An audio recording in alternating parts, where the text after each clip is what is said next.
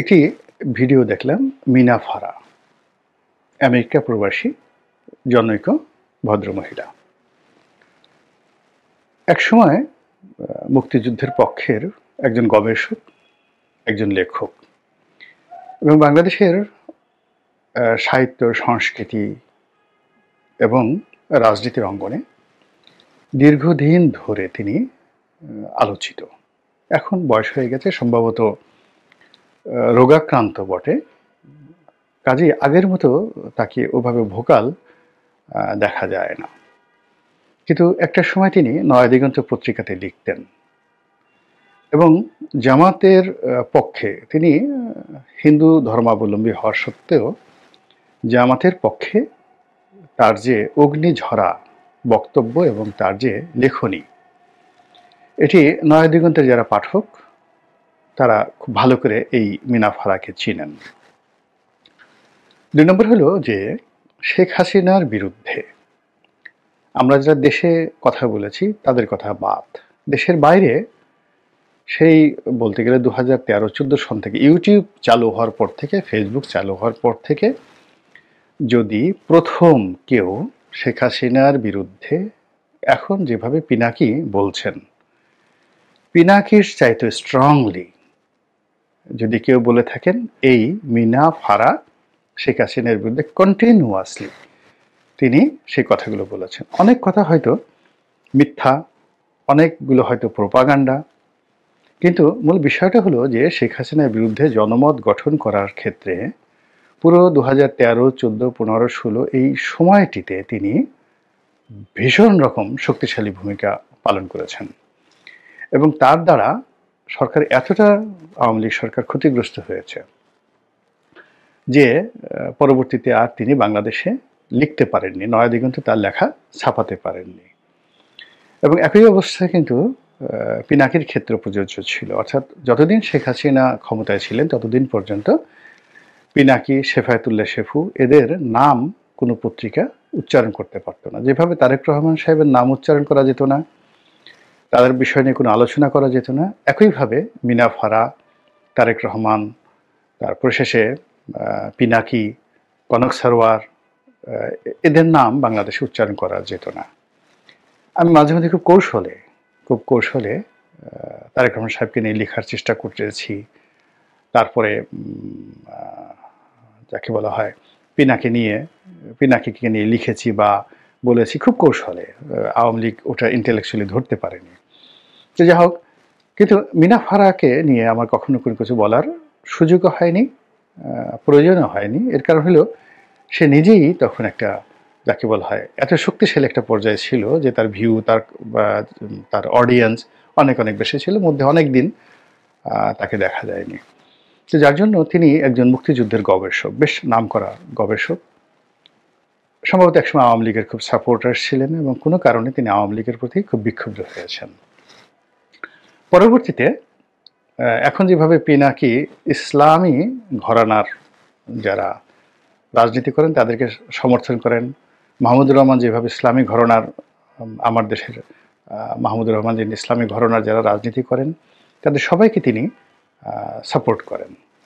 মধ্যে ফরহাদ মাজার এই কাজটি করেছেন, কিন্তু সাম্প্রতিক সময় দেখা যাচ্ছে যে ইসলামপন্থীদের সঙ্গে তার একটা দূরত্ব চলে এসেছে এবং এখন তিনি বলতে গেলে যে সুফিইজম, যেটা লালনবাদ, সেই লালনবাদের দিকে তিনি ঝুঁকে পড়েছেন। ফলে হেফাজত, জামাত, তাবলিগ এদের ব্যাপারে ফরহাদ মাজারের যে, যাকে বলা হয়, দুর্বলতা ছিল সেটা এখন আর নেই। কিন্তু মিনা ফারার যে ইসলাম প্রীতি বা এই ইসলামিক যারা রাজনীতি করেন তাদের প্রতি তার যে সমর্থন, এটি এখনো পর্যন্ত অব্যাহত।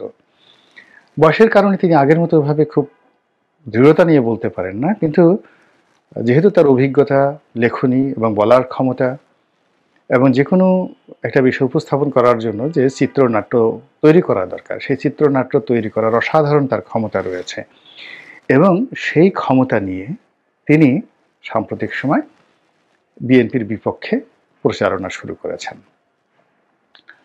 এবং বিএনপির বিপক্ষে তিনি যে প্রচারণাটা শুরু করেছেন, খুব দ্রুত আমার বিশ্বাস এবং ভয় এবং আতঙ্ক যে মিনা ফারাকে অনুসরণ করে আরও অনেকেই এই ধরনের কন্টেন্ট তৈরি করবে, যেগুলো বিএনপিকে মোকাবেলা করতে হবে এবং চুপ থাকা চলবে না। এর কারণ হলো যে অপপ্রচার এমন একটা জিনিস, সেই অপপ্রচার প্রথম দিকে আওয়ামী লীগ পাত্তা দিতে চায়নি। 2014 থেকে 18-তে তারা এই জিনিসটা কগনিজেন্সি আনতে চায়নি, এবং পরবর্তীতে যখন 18 সনের নির্বাচনের পরে তারা এই বিষয়ে ব্যবস্থা নিল এবং কিছু লোককে ভাড়া করলো। যেমন দেখা গেল যে তার কে যারা গালাগালি করে সেই গালাগালিকে কাউন্টার গালাগাল দিতে পারে এরকম কিছু গলাবাজ বা গালবাজকে তারা ভাড়া করলো। এটা রং ডিসিশন ছিল, মানে এগুলোকে আসলে গালাগাল দিয়ে করা যায় না, কিন্তু ইন্টেলেকচুয়ালি মানে আওয়ামী লীগকে যারা ডুবিয়েছে তাদেরকে মোকাবেলা করার জন্য আওয়ামী লীগ কখনই কোনো ইন্টেলিজেন্ট লোককে ভাড়া করতে পারেনি, নিয়োগ করতে পারেনি, বা তাদেরকে রাজি করতে পারেনি। তো ফলে উত্তেজক কথাবার্তা বা ভালগার জাতীয় যে সকল কথাবার্তা, অকথ্য বা সশ্রী ভাষায় গালাগাল, যেমন ধরেন শেফায়েতুল্লাহ সেফু, এখন সে শেখ হাসিনার সম্পর্কে ধরেন একটা খুব বাজে কথা বলেছে। এটা কিন্তু আওয়ামী লীগের লোকজন লুকিয়ে লুকিয়ে স্বামী স্ত্রী দেখেছে, বা অর্থমন্ত্রী আবুল মাল আব্দুল মুহিতের মুখ দিয়ে গন্ধ আসে, তিনি কথায় কথায় বায়ু ত্যাগ করেন, দীপুমণি বায়ু ত্যাগ করেন, এই জিনিসগুলো শেফায়েতুল্লাহ সেফু বলেছেন। একেবারে ধরুন ডাহা মিথ্যা কথা, কিন্তু মানুষ খুব মজা পেয়েছে। মজা পাওয়ার ফলে কি হলো, ওই মানুষগুলোর যে স্ট্রেংথ আছে, ওজন আছে, গ্রহণযোগ্যতা আছে, এটা ধীরে ধীরে ধ্বংস হতে থেকেছে। ফলে আপনি বাংলাদেশের ক্ষেত্রে হিরো আলম বলেন, শেফায়েতুল্লাহ সেফু বলেন, বা পিনাকি বলেন, এরা যে গালাগালগুলো পড়ে বা যে বাজে কথাগুলো বলে, এগুলোর একটা আফটার ইফেক্ট আছে, লং টার্মে আফটার ইফেক্ট আছে, যেটা মূলত আওয়ামী লীগকে ধীরে ধীরে শেষ করে দিয়েছে। আওয়ামী লীগের কামরুলের নাম গমরুল, বা ধরুন শেখ হাসিনাকে কাঁঠাল রানী বলা হয়েছে, বা শেখ হাসিনার পরিবর্তে আওয়ামী লীগের যে স্লোগান জয় বাংলা, এটাকে একটা গালিতে রূপান্তরিত করা হয়েছে। এখন চিন্তা করুন বর্তমান প্রেক্ষাপটে এই জিনিসগুলো কেমন হয়ে গেছে। ঠিক আওয়ামী লীগকে যেভাবে ম্যাটিকুলাসলি শেষ করা হয়েছে, ওই জিনিসগুলো আবার বিএনপির জন্য অপরিহার্য হয়ে পড়েছে, এবং এই প্রচারণটা প্রথম মিনা ফারার মতো মানুষের মুখ দিয়ে যখন আমি এই জিনিসগুলো শুনলাম, তখন আমার কাছে মনে হলো এই বিষয়গুলো নিয়ে কথা বলা উচিত। মিনা ফারা তার ভিডিওতে বিএনপির তারেক রহমান সাহেবকে তিনি টি রহমান হিসেবে এই প্রথম যাকে বলা হয় তিনি সম্বোধন করলেন। তো টি রহমান হিসেবে সম্বোধন করলেন, এটা আমি কখনো আমার মাথায় আমি এতদিন যাবত ভিডিও করি যে তারেক রহমান সাহেবকে যে টি রহমান বলা যায়। আমরা একসময় ঠাট্টা করে হুসাইন মোহাম্মদ এরশাদকে হুমু এরশাদ বলতাম। আবার অনেকে গাফফার চৌধুরীকে আগা চৌ বলে ঠাট্টা মস্করা করতেন, নাম সংক্ষিপ্ত করা। যেমন আমাকে যারা অপছন্দ করেন তারা সবাই গোলাম মাওলা রনি, তা গোমা রনি বলার চেষ্টা করছেন। তো এটা যাই হোক না কেন, আমাকে এই জিনিসগুলো, অর্থাৎ গোমা রনি থেকে মানে সেটা শুরু হয়েছে 2009 সনে। তো 2009 সনে এই যে অপপ্রচার গোমা রনি থেকে গোলাম মাওলা রনি বলবে এবং লোকজন আমাকে সম্মান করবে, এই জন্য আমাকে যথেষ্ট পরিশ্রম করতে হচ্ছে এখনো পর্যন্ত। কিংবা ধরুন একজনে আমাকে অপছন্দ করে, সেটা গালি দিয়ে বসলো, বিশ্রী গালি। এখন ওই গালিকে অনুসরণ করে দেখা গেল কয়েক লাখ লোক ওই গালি কিছুদিন দেওয়া শুরু করলো। ওটার বিপরীতে আমাকে কিন্তু লড়াই করতে হয়েছে, যে কোনো একটা বাজে জিনিসের বিরুদ্ধে লড়াই করে আমাকে আমার মর্যাদাটা রক্ষা করতে হয়েছে। কিন্তু আমি যদি স্টপ হয়ে যেতাম বা ওই গালিগুলোকে পাত্তা না দিতাম, তাহলে আমার অবস্থা কিন্তু শেখ হাসিনার অবস্থাই হতো। এখন বিএনপির বিরুদ্ধে যে সকল কথাবার্তা হচ্ছে, তারেক রহমান সাহেবকে এখন টি রহমান বলা হচ্ছে, কেউ হয়তো তাকে আকার ইঙ্গিতে আরও কথা বলার চেষ্টা করছেন। এই জিনিসগুলো যেভাবে হোক না কেন কাউন্টার আলাপ আলোচনা করে তার মান মর্যাদা সম্মান বৃদ্ধি করতে হবে। আদারওয়াইজ নেতার যদি সম্মান না থাকে, নেতার যদি ভাবমূর্তি না থাকে, এবং তাকে যদি নেতার মতো না মনে হয়, আমরা যে অনেকের জন্য সিংহাসন বানাই, অনেককে বড় চেয়ারে বসাই, কিংবা রাজার জন্য খুব সেই রাজকীয় পোশাক তৈরি করি। এখন আপনি ধরেন এই যুগে ব্রিটেনের রানীর অভিষেক হবে, রাজার অভিষেক হবে, সেটা আজ থেকে 1000 বছর আগে যেভাবে অভিষেক হতো কেন সেইভাবে করা হচ্ছে? তিনি যে রাজা, তিনি যে আমাদের মতো নন। তার যে মুকুট আছে, তার যে তলোয়ার আছে, তার যে ঘোড়া আছে, তার যে প্রাসাদ আছে, এই জিনিসগুলো মানুষের মস্তিষ্কে ঢুকিয়ে দেওয়া হয়। তো কাজেই বিএনপি যাকে প্রধানমন্ত্রী বানাবে, যাকে রাজা বানাবে, যাকে দলীয় প্রধান বানাবে, তাকে যদি বিএনপির প্রতিপক্ষরা নামিয়ে নিচে নামাতে একেবারে হাস্যকর একজন ব্যক্তিত্বে পরিণত করে ফেলে, মানে ব্যক্তিতে পরিণত করে ফেলে, নট ব্যক্তিত্ব, ব্যক্তিতে পরিণত করে ফেলে। এরপর তাকে একটি অগ্রহণযোগ্য, অপ্রয়োজনীয় এবং অনুল্লেখ্য তুচ্ছ তাচ্ছিল্যের বস্তুতে পরিণত করে ফেলে, অশ্রদ্ধার বিষয়বস্তুতে পরিণত করে ফেলে। এই ব্যাপারে বিএনপির যারা মিডিয়া সেলে রয়েছেন তাদেরকে এই বিষয়গুলো কগনিজেন্স জানতে হবে এবং এই বদনামগুলোর উপরে মানে মিনাফারাকে গালি দিয়ে কিন্তু হবে না। আপনি যদি এখন পিনাকিকে মোকাবিলা করার জন্য নিঝুম মজুমদারকে দিয়ে আওয়ামী লীগ যে কাজটি করার চেষ্টা করেছে এটা যে ফল হয়নি, এটা তো আপনারা বুঝতে পেরেছেন। কাজেই এখানে মিনাফারা বা তার মতো আরো অনেকেই বলা শুরু করেছেন এবং করবেন। এই বিষয়গুলোকে মোকাবেলা করতে হবে। 2 নম্বর হলো যে দেখা গেল যে এই বিপ্লবের এই সময়টিতে বিএনপির যারা লোকজন রয়েছেন তারা অনেকেই বিএনপির লোক, বিএনপির বাইরের লোক, পুরো বিপ্লবের কৃতিত্ব এবং কর্তৃত্ব জনাব তারেক রহমান সাহেবকে দেওয়ার চেষ্টা করছেন। অনেকে তাকে মাস্টার মাইন্ড বানানোর চেষ্টা করছেন, অনেকে তাকে যাকে বলা হয় তিনি এই পুরো গণ অভ্যুত্থানটিকে লন্ডনে বসে টাকা দিয়ে, পয়সা দিয়ে, বুদ্ধি দিয়ে, পরামর্শ দিয়ে, হুকুম দিয়ে, দলীয় লোকজনকে দিয়ে এই কাজগুলো করাচ্ছেন।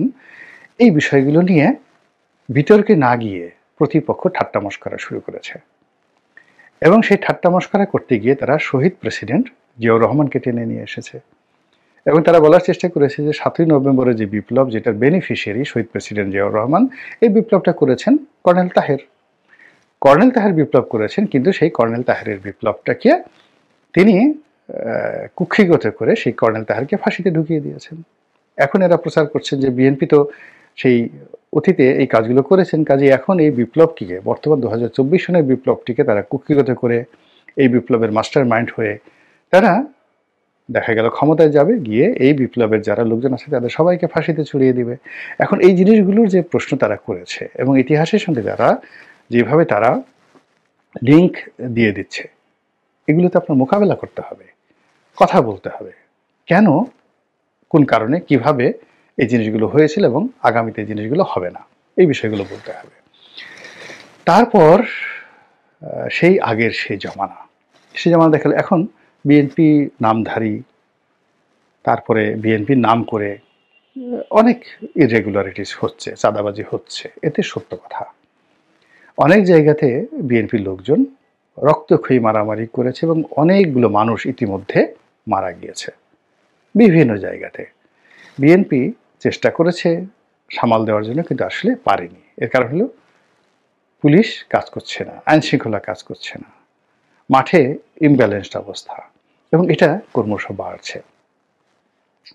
তো এই যে বিএনপির মধ্যে যে অরাজকতা, সেই অরাজকতাকে পুঁজি করে প্রতিপক্ষ যা বেনিফিট নেওয়ার তারা কিন্তু সেটা নিয়ে নিচ্ছে এবং বিএনপির বিরুদ্ধে প্রচার করছে যে এই দেখো তারা ক্ষমতায় আসেনি, তাতেই তারা এখন মারামারি করছে, চাঁদাবাজি করছে, অত্যাচার করছে, থানা আক্রমণ করছে, ওটা করছে।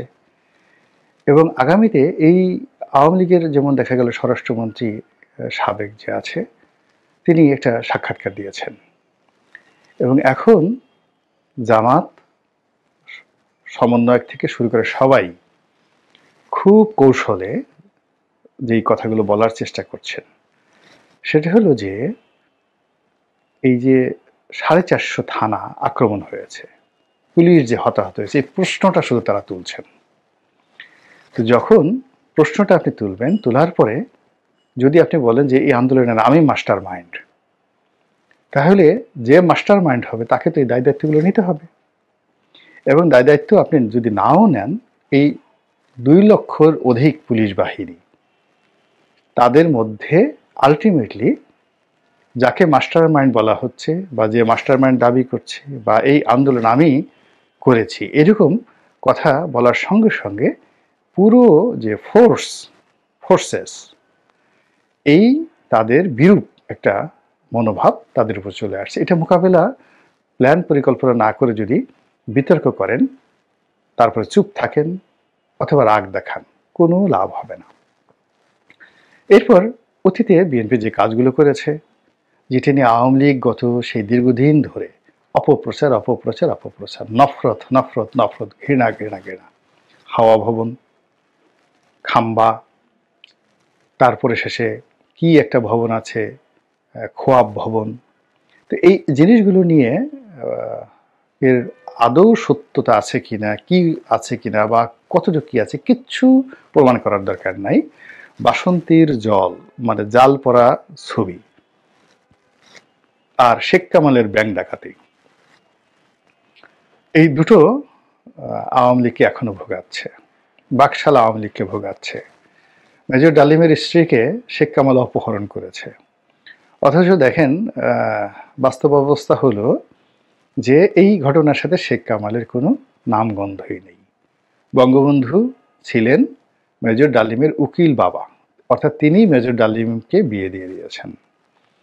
এবং যে ঘটনা ঘটেছিল সেটা হলো মেজর ডালিমের সঙ্গে এক তৎকালীন যে রেড ক্রসের চেয়ারম্যান গোলাম মোস্তফা, তার সন্তানদের একটা গন্ডগোল হয়েছিল এবং তার প্রেক্ষিতে যখন সেই মাস্তান শাস্তান নিয়ে এসে মেজর ডালিমকে তুলে নেওয়া হচ্ছিল, তখন মেজর ডালিমের স্ত্রী এবং আরও কয়েকজন মহিলা সেটা বাধা দিয়ে বলে যে তাকে নিয়ে যেতে পারবে না। কোথায় নিয়ে যাচ্ছে? বলে যে 32 নম্বরে নিয়ে যাচ্ছে। তারপর যে আমিও যাব। এবং তারা যখন জানলো যে ডালিমের স্ত্রী মূলত বঙ্গবন্ধুর পালিত কন্যার মতো এবং উকিল বাবা, তখন কিন্তু তারা ভয় পেয়ে যায় এবং বঙ্গবন্ধুর পরিবারে গিয়ে বঙ্গবন্ধু এটা নিষ্পত্তি করে দেন এবং মেজর ডালিমের কাছে গোলাম মোস্তফা এবং অন্যান্য যারা আছেন তারা রীতিমতো মাপ চাইতে বাধ্য হন। তো বুঝেন এই হলো বাস্তব খবর। আর সেই বাস্তব খবরটিকে শেখ কামাল তার মেজর ডালিমের বউকে পছন্দ করেছে, তাকে উঠিয়ে নিয়ে গেছে, তাকে ধর্ষণ করেছে, এই ধরনের, নিম্মিকে ধর্ষণ করেছে, এই ধরনের কথাবার্তা মার্কেটিং হয়ে গেছে। তো কাজেই হাওয়া ভবন নিয়ে, খাম্বা নিয়ে যা কিছু হচ্ছে, মানে অতীতে হয়েছে এবং এখন যা কিছু হচ্ছে, এর একটাও যাকে বলা হয় আপনাকে মুখ বুজে থাকা চলবে না। কন্টিনিউয়াসলি ওরা যেভাবে বলবে তার এগেনস্টে আপনার যুক্তি তুলে ধরতে হবে, সত্য তুলে ধরতে হবে। আদারওয়াইজ এইগুলোতে বিএনপির যত সম্ভাবনা রয়েছে, যত ভবিষ্যৎ রয়েছে, যত ভালো দিক রয়েছে, সব জিনিসগুলো খেয়ে ফেলবে, ক্যান্সারের মতো খেয়ে ফেলবে। এবং সেই জিনিসটি এই মিনা ফারার মতো একজন প্রতিভাদীপ্ত মহিলা যে প্রশ্নগুলো করেছেন আমেরিকার মতো জায়গা থেকে, ওটাকে অনুসরণ করে দেখবেন যে অনেকেই এই জিনিসগুলো শুরু করেছে। আলটিমেটলি সোশ্যাল মিডিয়াতে জামাতের যে আধিপত্য, বিএনপি বিরোধী শক্তির যে আধিপত্য এবং ইদানিংকালে আওয়ামী লীগের লোকজনের যে আধিপত্য এখানে বেড়েছে, সেই তুলনায় বিএনপির লোকজন এখনো শিশু অবস্থায় রয়েছে, নবজাতক শিশুর অবস্থায় রয়েছে। কাজেই বিএনপিকে যদি ক্ষমতায় যেতে হয়, প্রতিপক্ষকে মোকাবেলা করতে হয়, তাকে সব ক্ষেত্রে শুধু জনপ্রিয়তা দিয়ে হবে না, জনবল দিয়ে হবে না, আরও অনেক কিছু লাগবে। আশা করি বিএনপির যারা কর্তা ব্যক্তি তারা বিষয়টি ভেবে দেখবেন।